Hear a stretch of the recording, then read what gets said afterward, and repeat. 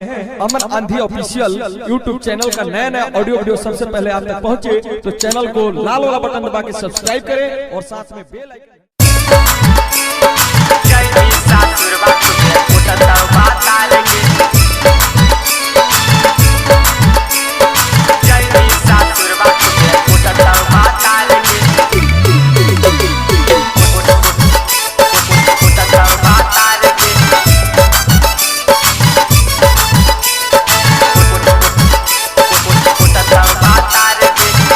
Recording studio ईश्वर शेखपुरा। नैहर में बन जे इतना छिनार गे, नैहर में बन जे इतना छिनार गे, जैमी सासुरबा कुबे कुटतौ बातार गे, जैमी सासुरबा कुबे कुटतौ बातार गे। रोजे तू घुमाही मोकामा के बाजार गे, जाही तू घुरेला नालंदा के बाजार गे, जैमी सासुरबा कुबे कुटतौ बातार गे, जैमी सासुरबा कुबे कुटतौ बातार गे।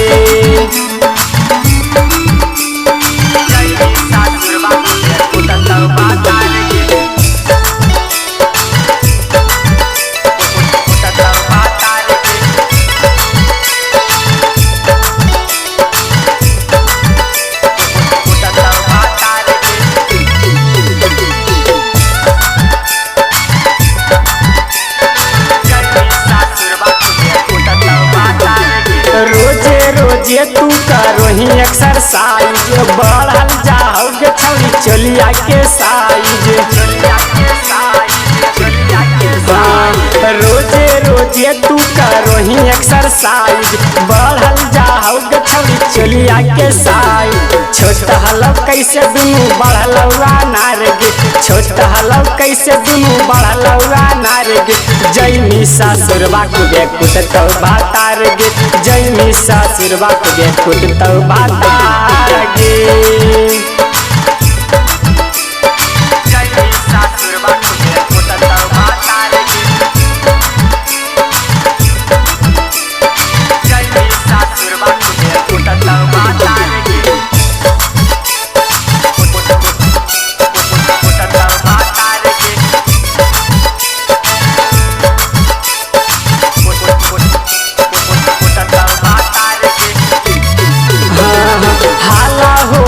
छौरी शहर पूरा गामा, सैया वाला चीजवा करोही रामा दामा, ऐसे क्या करेंगे।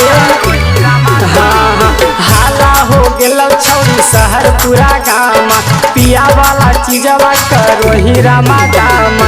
आर्य नखिले से देहो सोलो सिंगार गे, करना राई देहो सोलो सिंगार गे, जैमी सासुरबा कुबे कुटतौ बातार गे, जैमी सासुरबा कुबे कुटतौ बातार गे। Recording studio.